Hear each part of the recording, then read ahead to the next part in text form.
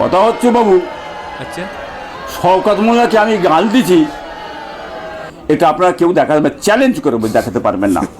বলেছি শোরে নাকি তোমার মায়ের ফোন মেরে তোমার জন্ম দিয়েছে, তুই নাকি তোর কবরে যায় নাকি তোর দাদির ফোন মেরেছিলিস। এই কাফের কি হলো, কষ্ট হচ্ছে, এবার কষ্ট হচ্ছে? হ্যাঁ এই কাফের চুদা।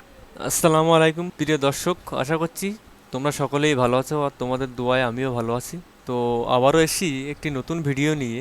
তো আজকের ভিডিওটা খুবই ইন্টারেস্টিং ভিডিও হতে, প্লিজ বন্ধুরা ভিডিওটা কমপ্লিট ওয়াচ করবে, খুব মজা লাগবে ভিডিওটা, ঠিক আছে? তো আমরা ফুরপুরা শরীফের এক খিস্তি পিজ্জাদার ভিডিও দেখব, তারপরে আমরা কমেন্ট করব, রিপ্লাই দেব। তো চলো সর্বপ্রথম ভিডিওটা প্লে করি। কথা হচ্ছে বাবু, আচ্ছা শওকত মোল্লাকে আমি গাল দিছি, এটা আপনারা কেউ চ্যালেঞ্জ করে দেখাতে পারবেন না। কোনো প্রমাণ এই মিডিয়া দেখাতে পারবে না। আচ্ছা ওটা অনেক আগে। আচ্ছা দেখি অতএব শওকত মোল্লা এখনো দেখাতে বলে পারবে দিচ্ছি, কিনা দেখি। পাঁচ সামনে চলো, রাজনীতি করতে যাও, রাজনীতি জায়গায় বসে রাজনীতি করবে। তুই বলে তুই চিনিস নি আমাকে, আমার ভাষা তুই শুনিস নি, আমার ভাষা শুনলে সে দেখ তোর 7 পুরুষ কাঁপবে, বলে দিচ্ছি আমি এখন বলেছি। শোরে নাকি তোমার মায়ের ফোন মেরে তোমার জন্ম দিয়েছে, তুই নাকি তোর কবরে যায় নাকি তোর দাদির ফোন মেরেছিলিস। এই কাফের কি হলো, কষ্ট হচ্ছে, এবার কষ্ট হচ্ছে? হ্যাঁ এই কাফের চুদা। সচ্চুদা বংশ, কাফের চুদা বংশ। দর্শক তোমরা দেখো এ কত বড় খিস্তি পিজ্জাদা, এর যে কেন লোক সাপোর্ট করে, এর মুরিদ যে কারা কারা যে এর নেয়, এর মুখে একটাও কোরআন হাদিসের কোনো কথা নেই, শুধু এর গালাগালি, ওর গালাগালি, ওর খিস্তি, ওর কাফের, এইসব নানান তাল, কোনো কোরআন হাদিসের কথা এর মুখে নেই। তো চলো আমরা সেই ওই ভিডিও আবার প্লে করি, ওখান থেকে কন্টিনিউ রাখি। নিমাইসাদের পোতা কাফের কাইয়ুম, কাফের মতিন, কাফের রজব আলী, এরা নবীর সামনে ছোট বড় কথা বলেছিল। अब तो सच बोल दे भोसड़ी के। নবীরা ভিখারি বাচ্চা বলেছিল, নবীরা সাহাবারা কাফের রক্ত মানে পয়দা হয়েছিল বলেছিল, আমরা জানি সব, ওলিদের সাথে ইহানাতমূলক কথাবার্তা বলেছিল। আমরা সব জানি। মাওলানা কপিলউদ্দিন সাহেব, ইনায়েতুল্লাহ আব্বাসী সাহেব, আপনার বসিরহাটের মাওলানা আবু বকর সাহেব কাফের ফতোয়া দিয়েছিল। বড় বড় মুফতি কি মেনেন ওই সময় ওরা ওই মিথ্য করে এডিট করে কাটিং করে উল্টো পাল্টা আমার গলা দিয়ে। দর্শক কোনোদিন কারোর গলা দিয়ে খিস্তি এরকম এডিট করা যায়? এটা কি সম্ভব? ভুলভাল বললে হবে? তুমি স্বীকার করো না, তুমি পিজ্জাদা হয়েছো তাই কি স্বীকারটা করো না, তুমি যে কি খিস্তি মারো সেটা আমি দেখাচ্ছি। এডিট করা, তুমি গালি দিয়েছো এটা স্বীকার করো, তুমি যাকেই দাও, শওকতকে দাও আর মাতিন কাইয়ুমকে দাও, দিয়েছে তো গালি, অসভ্য লোক। চলো কন্টিনিউ রাখি। এরম যারা কাজ করতে পারে, আর সেই জিনিসটা আমার শওকত মোল্লার বুকে এসে ঠেকে গেল কি করে? এইটাই তো চিন্তা করছি আমি। আপনারা তো বুঝতে পারছেন না। আমি এমন ওষুধ দেবো শওকত, তো 7 পিঁড়ি কাঁপবে। মিডিয়া তো তোমার जनता माफ नहीं करेगी।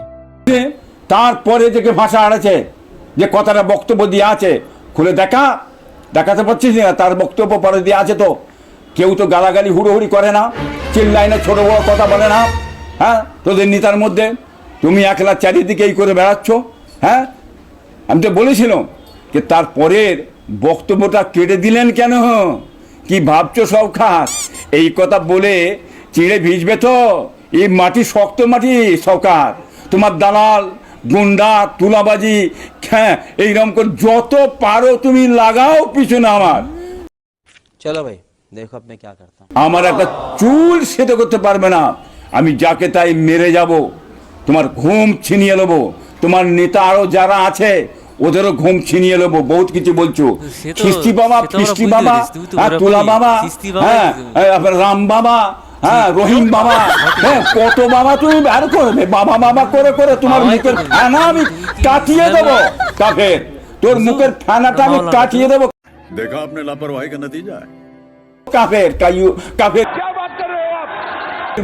মানে শওকত, তুই তো জাহান্নামের কুত্তা। তোকে জানি মাথায় টুপি দিয়ে কি বলছি রে মূর্খ, এই মূর্খ বাচ্চা, এই মূর্খ বাচ্চা কি বলছি? মাথায় টুপি দিয়ে বলছো ইসলামের ক্ষতি করবেন না।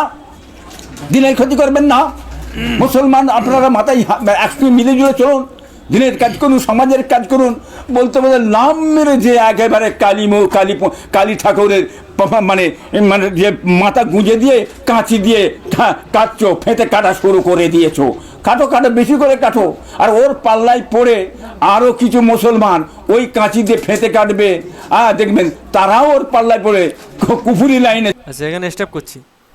তো দর্শক, তোমাদের শোনালাম ভিডিওটা, তো তোমরাই বলো ও যাকেই গালিও দিয়েছে। তো ও তো একটা ফুরফুরা শরীফের পিজ্জাদা, ও তো গালি দিয়েছে না। গালি দেওয়া কোনো দিন এডিট হয় না ওইভাবে।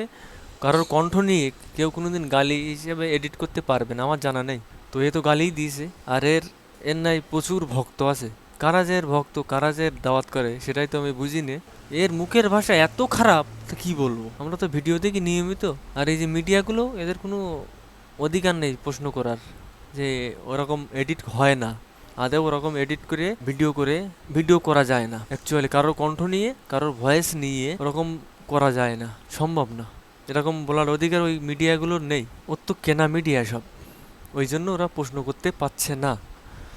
তো দর্শক, তোমরা যারা ওর সাপোর্ট করো, যারা ওর ভক্ত, দেখো এখন ও সাপোর্ট করবে না নিজের পথ নিজে দেখবে। ও তো সে অনেক দিন থেকে ওর ছেলে পিলে, ওর ভাইপো সব এরকম। ভণ্ড আব্বাসের তো এর আগে আমি ভিডিও দিয়েছি, ও কত কি করে রেখেছে। ঠিক আছে, এরপরেও যদি তোমরা সাপোর্ট করো, তোমরা যদি তার ভক্ত হিসেবে করো, তা তোমাদের ব্যাপার। আর একটা বিষয় দেখছিলাম সোশ্যাল মিডিয়ায় ভিডিও, ওর বাড়ি গিয়ে যদি কেউ 2000 টাকা না দিতে পারে ওর হাতে, তাহলে ওর বাথরুম করতে দেবে না।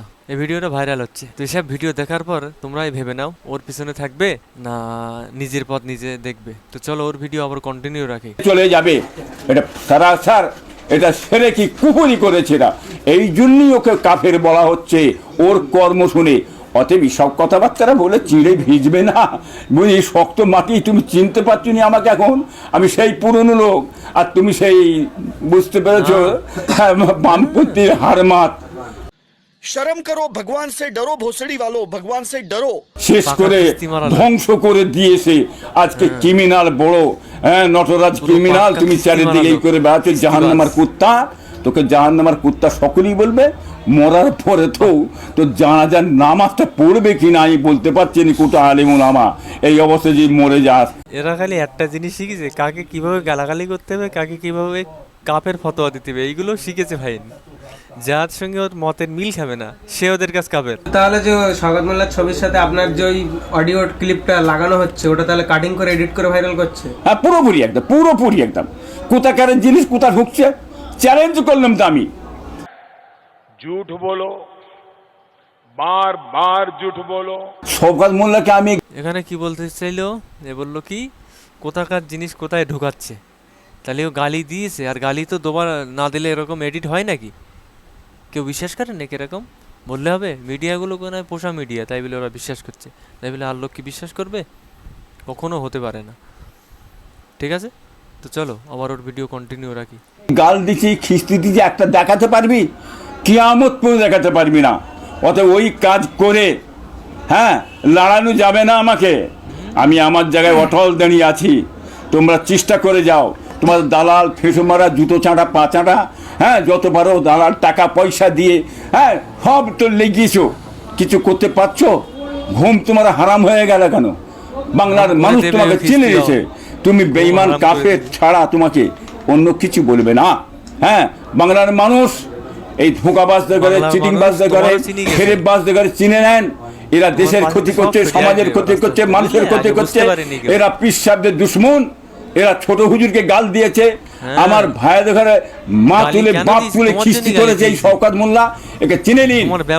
তাই কথা বলবো, বাংলা আসামের কোটি কোটি ভক্ত মুরিদ আপনারা আছেন, এর জবাব আগামীতে দিয়ে দেবেন, দিয়ে উচিত শিক্ষাটা দেবেন ইনশাল্লাহ। আশা করি বাংলার মানুষের কাছে আমি। আর আগামী ইলেকশনেও ও বুঝতে পারবে কোথায় যাবে, ওর ঘুম ছিনিয়ে নেবে বাংলার মানুষ।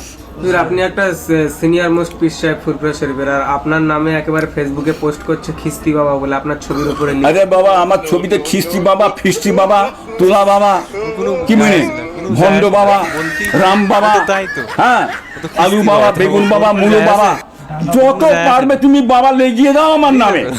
হ্যাঁ, অথবা আমি সে যা জানবেন সেই ছোট হুজুরের বেটা ইব্রাহিম পীর সাহেব, আমি যাতে তাই আছি, অতএব তুমি লেড়ে কিছু করতে পারবে না এইসব বলে, বুঝলেন?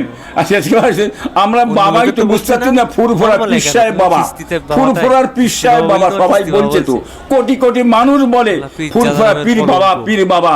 আর তুমিও সেই পীর বাবা বলছো, খিস্সা করে কিছু হবে না, তোমার মুখে কুলুক মেরে দিয়েছে আল্লাহ পাক রব্বিল আলামিন।